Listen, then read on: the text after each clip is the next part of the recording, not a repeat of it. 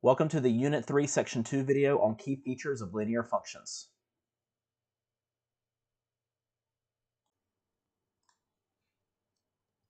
The slope of a line in a coordinate plane is a number that describes the steepness of the line. Reading the graph from left to right, there are four types of slope. You have positive slope, negative slope, zero slope, and undefined slope. One way to find the slope of a line is to examine the vertical and horizontal change between 2 points on a line. So in a positive slope, you're going to have an increasing line from left to right.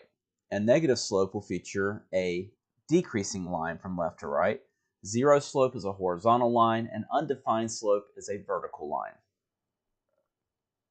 Sometimes the vertical distance is referred to as rise, and the horizontal distance is referred to as run.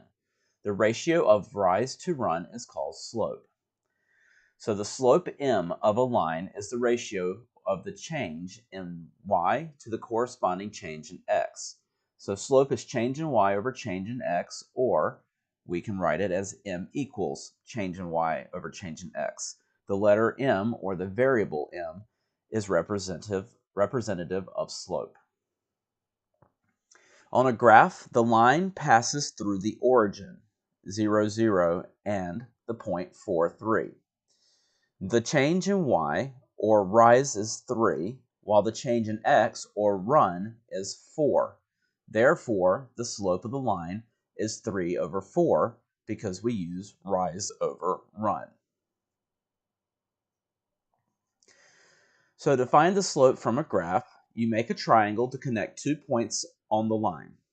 You can use only vertical and horizontal lines. Count the number of boxes up or down. This is the rise. Positive movements are up, negative movements are down. Count the number of boxes left or right. This is the run. Positive movements are to the right, negative movements are to the left.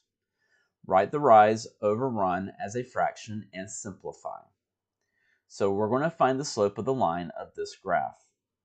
So to do this, we see that we go down 1 and right 3. So we have negative slope, and we do our rise over run, 1 over 3, and since the line is decreasing left to right, it is going to have negative slope. The slope of the line can be determined when given the coordinates of the points are listed in a table.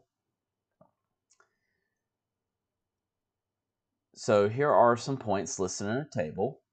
We plot those points, we draw our line through it, and then we can use rise over run to determine the slope. Our change in y is 3 because we go up 3, and our change in x is 2 because we go right 2. Any 2 points on the line can be used to determine the slope.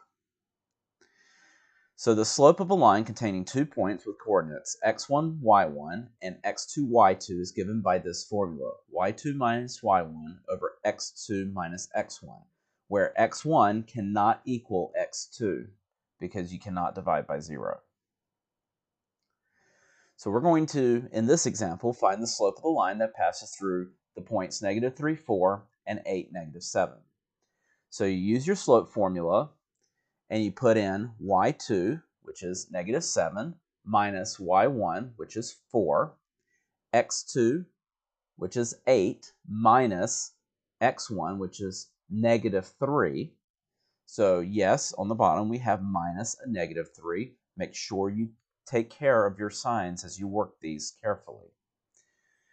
On the top, negative 7 minus 4 gives us negative 11. On the bottom, 8 minus negative 3, which is the same as 8 plus 3, is positive 11. So our slope is negative 1.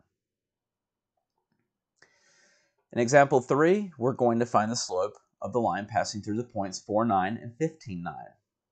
So again, y2 minus y1 over x2 minus x1.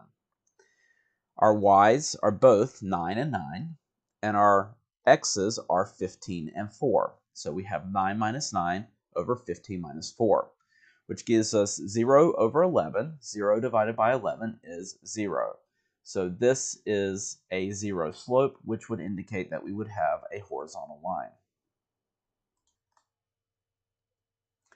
Find the slope of the line that passes through the points -13, -8, and -13, -17. So in this case, we do our rise over run, our y2 minus y1 over x2 minus x1. And we find that we get -9 over 0. But x2 and x1 cannot be the same because that gave us division by 0, which is undefined. So in this case, you would say that our slope is undefined.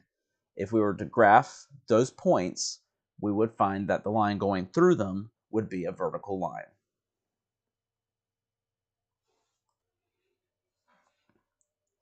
In the last unit, we talked about key features of functions. Now we're going to specifically talk about key features of linear functions. Slope is a key feature that is unique to linear functions. You already learned several other key features of functions that can be applied to linear functions. So let's go through the list of them. The x-intercept is the point where the graph crosses the x-axis. The y-intercept is the point where the graph crosses the y-axis. The domain is the set of all x values, while the range is the set of all y values. Your positive interval is a set of x values with positive y values, or in other words, where the graph is above the x-axis. Your negative interval is where the graph is below the x-axis, or where your y values are negative.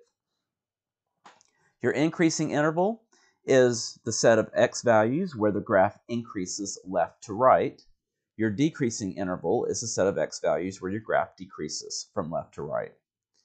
And your slope is the steepness of the line given as rise over run.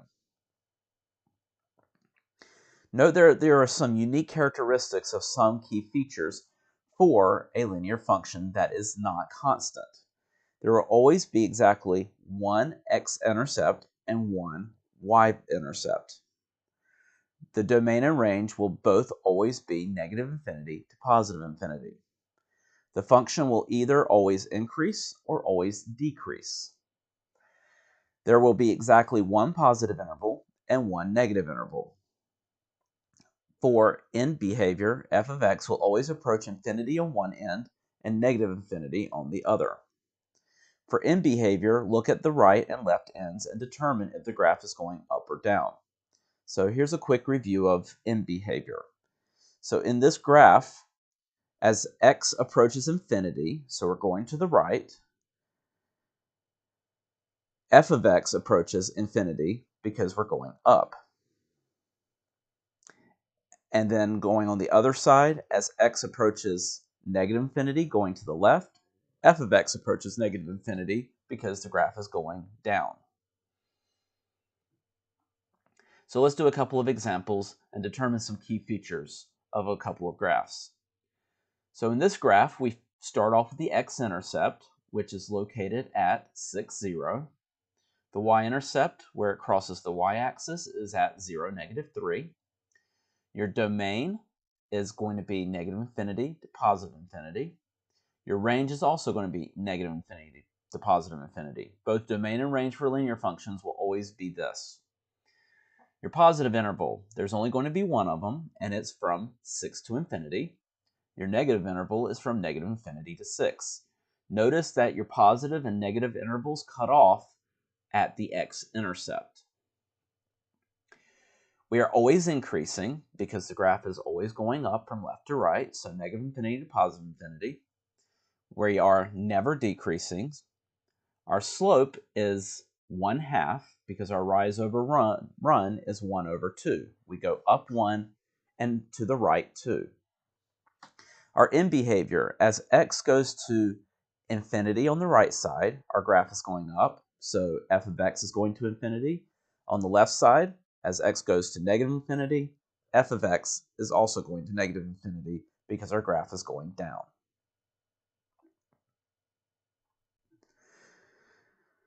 In this graph, our x-intercept is at 2, 0.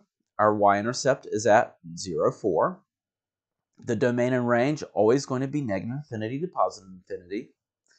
Our positive interval cuts off at the x-intercept, 2. So it is above the x-axis from negative infinity to 2, and below the x-axis from 2 to infinity. This graph is never increasing because it is always decreasing. Our slope, our rise over run, is going to be negative because the graph is decreasing. We go down 2 and to the right 1, so our slope is negative 2 since our rise over run is negative 2 over 1. And our end behavior, as x approaches infinity on the right, our graph is going down, so f of x goes to negative infinity. As x approaches negative infinity on the left, f of x is going up to infinity. Thanks for checking out my video in the Algebra 1 Honor Series. You can subscribe to my channel. I've got the next video queued up for you, and if you need to check out any of the videos in the course, I've got the course playlist for you here as well. Thanks for watching.